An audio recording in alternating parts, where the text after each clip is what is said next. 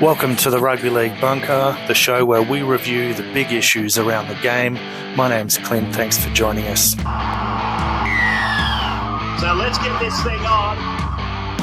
On this week's update, we'll be looking at the results from the NRL and the Superleague, plus the standings from the respective competitions as we run into the finals. Plus, we'll be looking at the NRL's decision to keep the Grand Final in Sydney this year. Let's get into it. We are 23 rounds down in the NRL and getting very close to finals time. Let's take a look at this week's results. Penrith's win over South seals the minor premiership for the year, the third in the club's history. This could be a blow to the confidence of the Rabbitohs. They held a lead late in the match but weren't able to close out the game against a Panthers side with three of their best players, Cleary, Luai and Fisher-Harris missing. North Queensland was strong against the Warriors in Townsville. Melbourne demolished the Broncos at Suncorp Stadium. The record the Storm have at that ground is impressive. Parramatta, way too good for arch rivals Canterbury. Manly seem to be done for the year, racking up their fifth loss in a row, this time to the Sharks.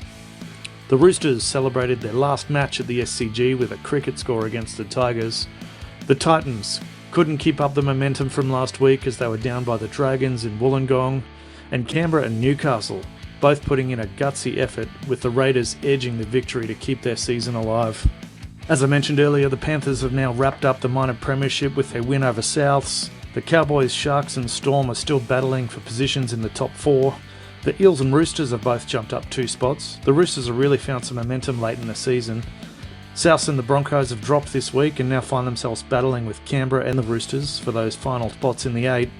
The Dragons, Manly, Canterbury, Warriors, Knights, Titans and Tigers are done for the season, with the West Tigers still holding on to that unenviable wooden spoon position. To Super League results from round 24, Castleford handed a heavy loss by Huddersfield. That puts them out of the top 6. Wigan dominant over seemingly relegation-bound Toulouse. St Helens taking care of business over Hull KR. Leeds edge out Warrington to keep themselves in the top 6. Wakefield are on a roll late in the season, just when it counted the most, pulling themselves out of relegation danger with an important win over Hull FC. And it was a bad week for French Rugby League as Catalans took a heavy loss at the hands of Salford.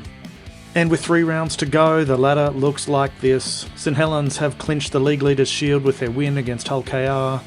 They, along with Wigan, Huddersfield and Catalans, seem pretty set in the top 4, with Leeds and Salford making up the top 6.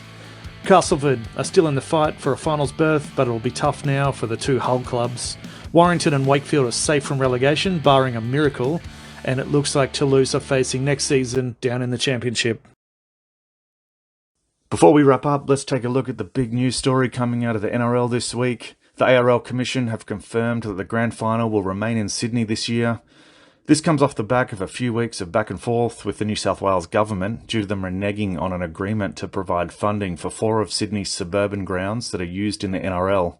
I'd like to highlight a couple of important and interesting quotes from the press conference from ARL Chairman Peter V'landys.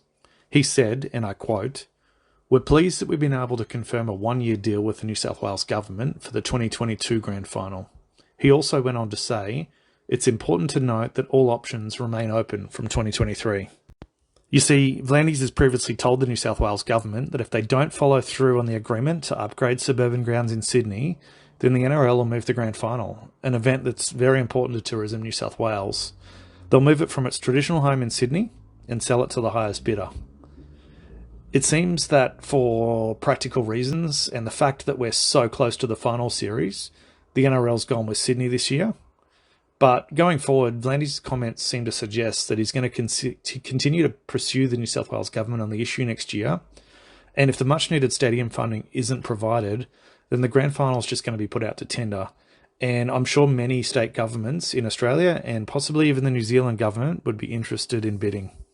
Keep an eye on the channel in the off-season as I'm going to be making some longer-form videos about the NRL stadium strategy in New South Wales and give the full backgrounds about how we got here. And that's us updated for the week. If you enjoyed the content, please like the video, share it, leave your comments down below and consider subscribing to the channel. It helps us out greatly and is much appreciated. See you next week.